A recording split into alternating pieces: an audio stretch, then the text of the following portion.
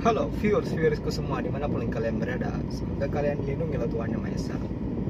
Kita intro dulu bos. Bam. Kita lagi santai.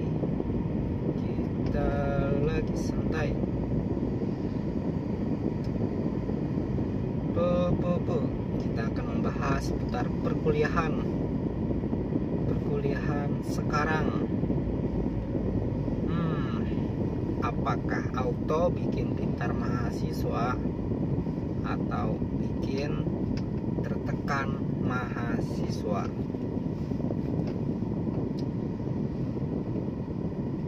Sebelum kalian menjas perkuliahan sekarang, kalian harus mendengar dulu beberapa alasan Menteri Pendidikan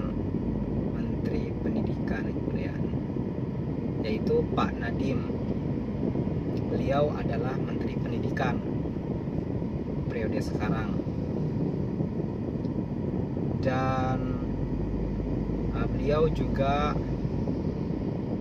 mengusulkan beberapa hal yang sekarang beberapa orang itu menganggap sedikit kontroversial. Kenapa? Karena kekurangan yang terjadi di lapangan itu sangat menjadi keluhan gitu. Jadi menjadi keluhan dari muridnya langsung dan juga beberapa mahasiswa.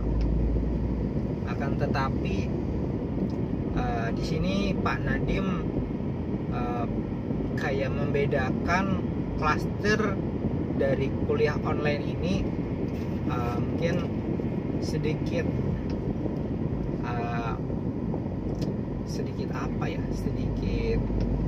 pembelajarannya itu sangat tidak terlalu efektif di umur yang mungkin kayak TK gitu lah, kayak umur yang masih di bawah 15 tahun, anggapan yang masih terlalu muda banget gitu lah. Jadi ada beberapa hal atau aspek yang harus diterima oleh kayak kelas TK gitu nah. Jadi ada sedikit nama bahasanya, hal-hal yang harus mereka dapatkan, karena dengan media online seperti ini kayak terlalu orang-orang yang menggunakan media online ini untuk belajar mungkin sedikit tidak terlalu efektif, atau ada hal-hal yang tidak bisa dijangkau, seperti kan secara logikanya kan mereka ini kan masih muda-muda gitu nah, masih belum terlalu dewasa gitu nah. Jadi kan kalau masalah kayak sudah kayak kuliah, mungkin SMA, mungkin itu mungkin masih bisa menerima tentang media online yang dijadikan sebagai pembelajaran. Jujur, saya mendengar dari Pak Nadiem seperti itu sedikit logis gitu nah. Kenapa yang belajar itu kalau di klaster yang lebih muda mereka tidak bisa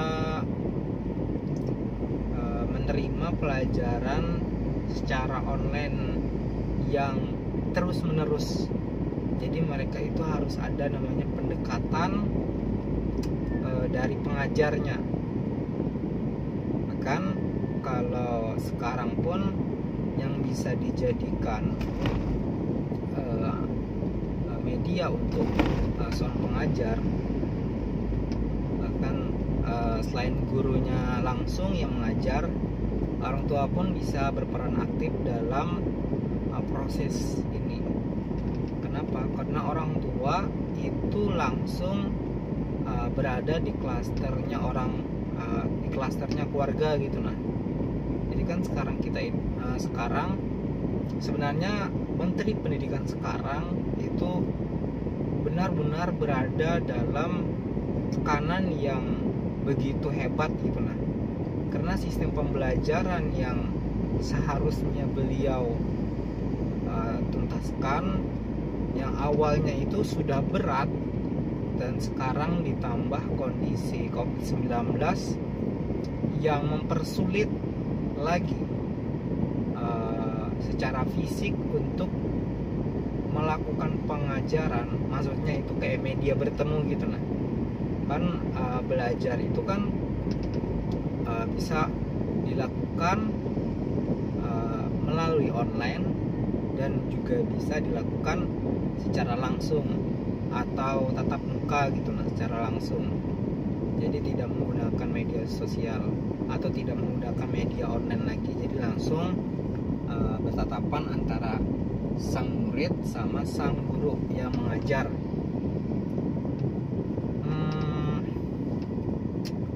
Beliau mengatakan kalau media online itu bisa dijadikan sebagai media pembelajaran, akan tetapi tidak semua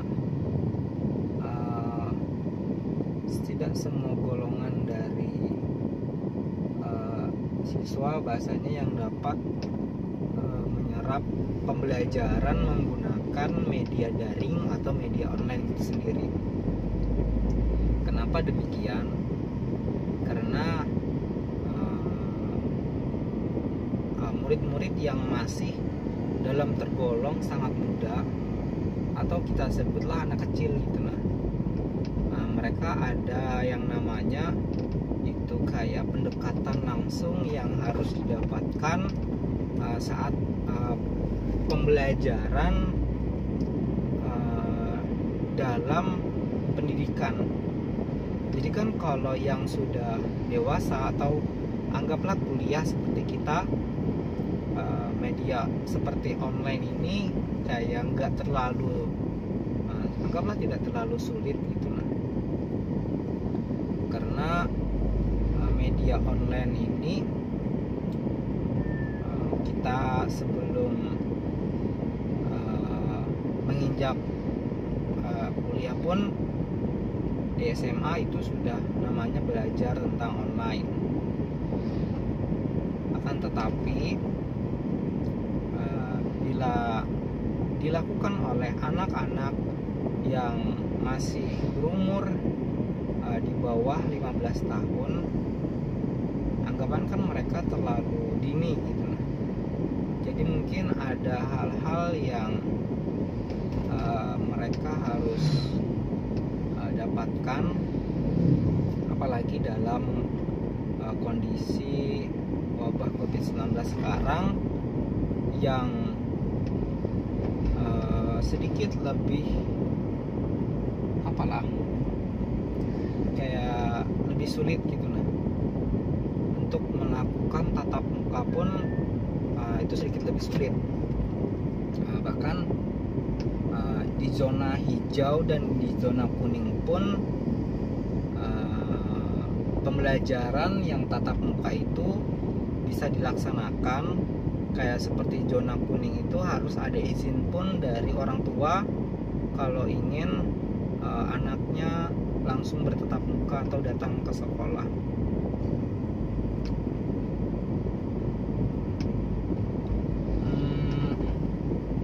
Kalau seperti itu, kalau yang di zona merah, sekalipun orang tuanya mau, itu juga tetap tidak bisa karena situasi yang terlalu beresiko seperti itu. Jadi Menteri Pendidikan hanya menekankan di zona hijau maupun di zona kuning untuk melakukan tatap muka. Itu pun di dilakukan dengan protokol yang bisa dibilang sangat ketat, bahkan kayak terlihat ribet gitu. Nah, bahkan siswa yang ada di dalam kelas pun itu maksimal hanya diperbolehkan 50% agar jarak dari masing-masing mahasiswa itu dalam kondisi aman, jadi tidak saling berdekatan. Karena kunci dari COVID-19 yang kita hadapi sekarang itu yang kita awasi itu protokolnya yang kita awasi. Jadi jangan sampai yang menyebabkan penularan COVID-19 ini jangan sampai menjadi kesalahan fatal bagi kita, karena kita harus mengingat penularan ini pun ditularkannya itu melalui misalkan benda kayak media-media yang bisa membuat virus ini dapat bertahan, dan mesti jaga jarak pun itu agar saat mungkin kayak bersin atau batuk itu saling berada dalam kondisi jarak aman, yang dimana tidak bakalan memperburuk gitu. Jadi kan kenapa sekarang pendidikan di wabah COVID-19 beberapa hari terakhir Menteri memperbolehkan agar di zona hijau atau zona kuning itu untuk siswa-siswanya bisa dapat bersekolah secara biasa, karena ada hal-hal yang memang siswa itu butuhkan, kayak karakter dari seorang pengajar, dan siswanya itu harus bertemu gitu. Nah, kayak apa ya, kan kalau kita di kelas tuh kan guru sama siswanya tuh kan kayak dekat gitu. Nah, perasaan atau feeling yang seperti itu yang harus dirasakan oleh siswa, karena di situ ada kayak karakter yang tercipta. Karena kalau di media daring atau online itu tidak didapatkan oleh siswanya langsung. Maka dari itu zona hijau atau zona kuning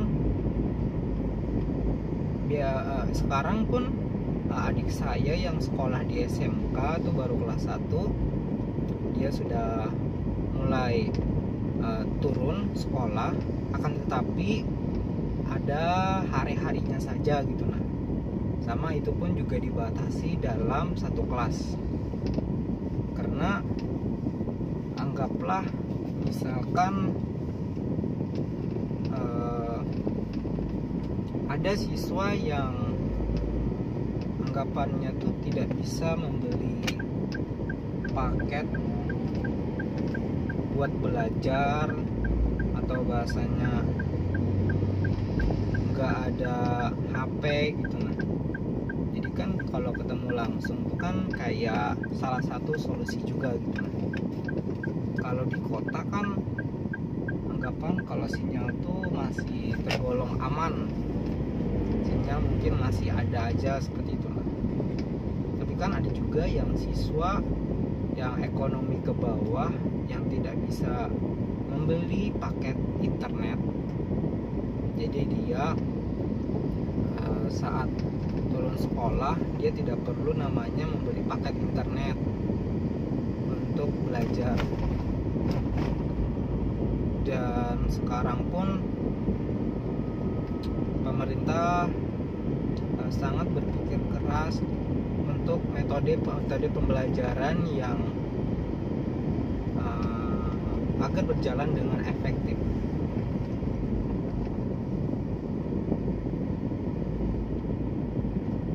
Menurut saya beberapa hal yang sudah dilakukan oleh Pak Menteri kita itu adalah hal-hal yang sudah beliau kerjakan, dan kita selaku pelajar atau siswa yang bersekolah atau belajar akan lebih baik kita mengikuti arahan dari beliau, dan kita juga harus sama-sama memikirkan agar kondisi sekarang itu bisa kita gunakan atau kita jadikan batu loncatan agar dapat berjalan dengan seefektif mungkin. Anggapan gini, kita tidak bisa hanya terus menyalahkan. Bahkan media online seperti ini pun menurut saya itu adalah salah satu bentuk pembelajaran yang bisa dibilang bagus, tapi sudah diketahui kawan-kawan ada beberapa kendala yang dimiliki warga kita atau masyarakat kita terhadap situasi dan kondisi sekarang. Saat online, kita juga harus mempersiapkan alat-alat yang dibutuhkan saat online. Setidaknya itu kayak handphone atau gadget dan kuota. Jadi dua hal itu kalau online itu seharusnya sudah dimiliki oleh masing-masing. Akan tetapi ada beberapa siswa yang tidak memiliki. Makanya dari itu pembelajaran tatap muka secara langsung itu diadakan, akan tetapi melalui aturan dan protokol yang sangat ketat. Dan orang tua juga bisa berperan atau dalam tanda kutip dapat membolehkan atau melarang anaknya untuk melakukan tatap muka secara langsung, karena kata Pak Nadiem pun orang tua dapat menentukan, karena orang tua yang lebih tahu seperti itu. Dan pemerintah juga menghimbau untuk sekolah-sekolah yang mengadakan tatap muka secara langsung agar mengikuti aturan dan protokol yang sudah ditetapkan agar tidak terjadi klaster baru. Hal-hal yang sudah pasti, jumlah siswa dalam kelas itu dikurang atau dipotong menjadi 50%. Lalu dalam kelas itu ada yang jarak per setiap kursi atau bangku itu dijaraki, jadi tidak terlalu rapat-rapat. Jadi misalkan penularan itu dapat diminimalisir gitu lah. Dan harapan dari Pak Nadiem kepada mahasiswa itu cukup besar melalui pendidikan. Jadi Pak Nadiem juga meminta masukan dari mahasiswa yang dapat sekiranya memberikan solusi. Dan lagi-lagi mahasiswa yang paling dibutuhkan oleh pemerintah sekarang agar membantu selain mengimplementasikan kebijakan yang ada, juga dapat menyempurnakan sekaligus membuat hal-hal yang awalnya tidak efektif menjadi lebih efektif. Itu yang diberikan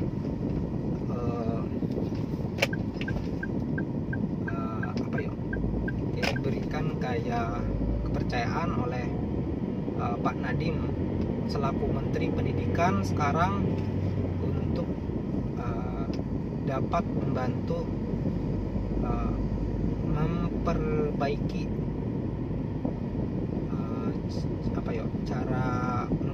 cara mengajar atau apa yang kurang agar bisa lebih disempurnakan seperti itu. Karena Pak Nadiem itu percaya dari mahasiswa, jadi kan biasanya mahasiswa memiliki kayak organisasi yang ada di dalam kampus. Nah, jadi di dalam kampus organisasi itu diharapkan mampu memberikan kayak masukan kepada pemerintah. Seandainya kata itu memang bagus, akan digunakan secara bertahap, mungkin secara nasional jika itu memang bagus, dan di fakultas atau di universitas biasanya memang sudah ada yang namanya organisasi intra dalam kampus.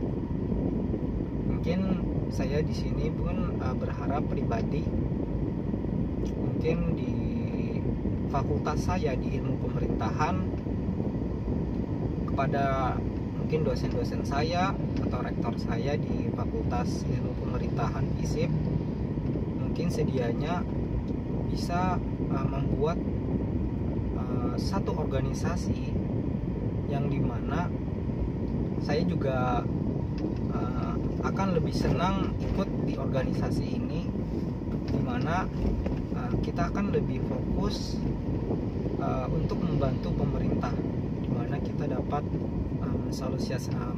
mensolusikan permasalahan-permasalahan yang ada, dan kita dapat membantu membuat hal-hal yang dibutuhkan oleh pemerintah yang kurang. Anggapan kita bisa membantu dari segi aspek manapun, dan saya pribadi jujur saya akan berpartisipasi dalam satu organisasi ini, dan saya berharap saya bisa lebih aktif di satu organisasi ini yang dibuat nanti. Itu hanyalah pikiran saya seperti itu.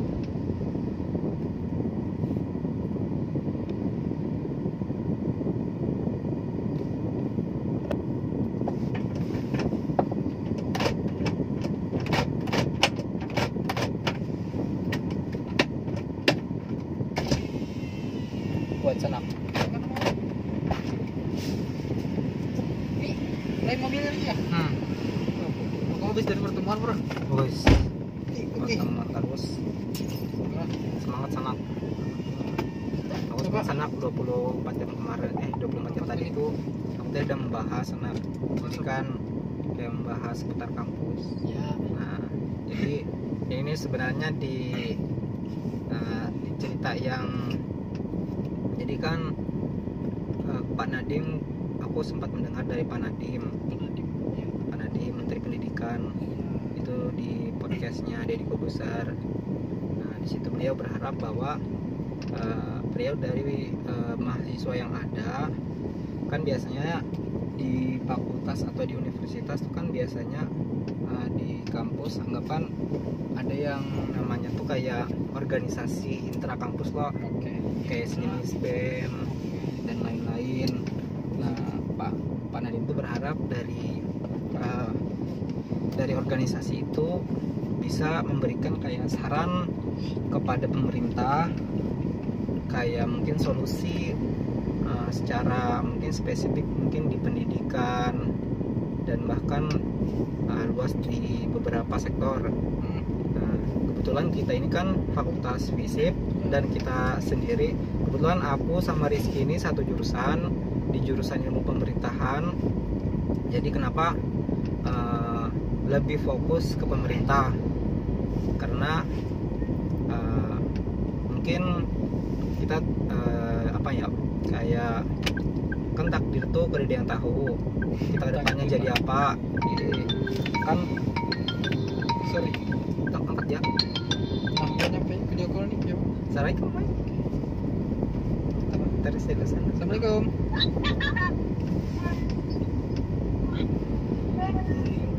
Halo. Nah, jadi kita di FISIP itu pun diajarkan selain tentang ilmu pemerintahan, sebenarnya di FISIP itu kan di UPR Universitas Palangkaraya itu FISIP itu dipecah lagi ke tiga fokus. Yang pertama tadi kan ilmu pemerintahan, lalu yang kedua itu ada administrasi negara, lalu yang ketiga ada sosiologi. Dan beberapa waktu yang lalu alhamdulillah FISIP sudah diberikan akreditas A, dan ada 2 jurusan yang mendapat akreditas A. Yang pertama itu sudah diberikan itu di administrasi negara, di AN. Itu yang paling pertama mereka yang di akreditas A. Sama yang kedua ini ilmu pemerintahan. Kebetulan ilmu pemerintahan ini sudah diberi akreditas A itu baru-baru aja gitu. Nah, jadi harapannya selain jurusan kami diberi akreditas A, pasti kayak tuntutan dan pembelajarannya pun pasti menjadi tantangan kami di masa mendatang gitu. Nah, karena akreditas menjadi A itu bukan suatu hal yang mudah gitu. Nah, pasti banyak sudah yang dilakukan oleh jurusan, khususnya fakultas FISIP, sampai AN juga sudah dari akreditas A, ilmu pemerintahan di akreditasi A, dan kebetulan sekarang pun di 8 fakultas yang ada di di UPR itu baru 2 jurusan yang baru diakreditasi A. Jurnalis. Nah, itu pun bahasanya kami di FISIP pun sangat berbangga gitu. Nah, yang menjadi anggaplah sorotan pertama jurusan yang diakreditasi A, dan kami pasti bakalan dipush lagi oleh jurusan kayak kinerja kita bakalan ditingkatkan lagi gitu, yang pasti di jurusan ilmu pemerintahan, dan semoga mungkin lebih baik lagi daripada yang kemarin. Jadi kalau pembuatan usulan saya terhadap satu organisasi yang mungkin saya harap bisa dibuat dan saya bisa menjadi kepala dari organisasi itu, jadi kan ketua cuy. Jadi kita di situ sama-sama kayak membuat suatu solusi di organisasi itu, sekaligus kayak membantu pemerintahan untuk mensolusikan beberapa hal-hal yang menjadi menjadi kayak kayak permasalahan gitu. Nah, yang permasalahan yang ada bisa kita kelarkan dan kita bisa solusikan, itu harapannya. Jadi tidak hanya di sektor pendidikan, akan tetapi ilmu pemerintahan ini juga menjurus yang pasti ke semua bidang, ke semua aspek, karena pemerintahan itu berfokus kepada masyarakat, kepentingan masyarakat. Yang penting hasil dari output organisasi ini jelas untuk masyarakat dan bisa dikembangkan oleh anggota-anggota yang di dalamnya. Dan saya berharap, saya tidak berharap organisasi ini direkrut atau merekrut banyak orang, tetapi meskipun sedikit, tetapi isi orang-orang yang ada di organisasi ini bisa dibilang berkompeten atau berkualitas dalam mengerjakan hal-hal yang harus dikerjakan seperti itu. Jadi harapannya memang kalau memang dikasihnya banyak di organisasi ini orang-orangnya, akan tetapi orang-orangnya itu memang orang-orang pilihan gitu, nah orang-orang yang mampu atau dapat bekerja dalam satu organisasi yang tujuannya itu juga untuk kepentingan masyarakat. Kan mungkin Pak Dekan FISIP atau Pak dosen atau Bu dosen yang ada di FISIP mungkin bisa membantu, atau setidaknya kami kan mahasiswa, kami ingin memberikan yang terbaik setidaknya untuk fakultas. Dan mungkin kalau itu memang dikasih lebih, jadi kami bisa memberikan kepada pemerintahan yang seandai kata itu nanti bisa digunakan, diterapkan untuk nasional pun kami bahasanya bangga gitu. Nah jadi organisasi yang dibuat pun anggapannya itu bertujuan positif dan hanya lebih fokus gitu. Nah sebenarnya di FISIP pun sudah ada organisasi yang ada sudah, akan tetapi saya berharap satu organisasi ini akan berfokus untuk satu permasalahan yang tujuannya, outputnya itu jelas gitu. Nah yang dimana pemerintahan dan kepentingannya pun untuk masyarakat seperti itu. Baik, itu saja, terima kasih. Assalamualaikum warahmatullahi wabarakatuh.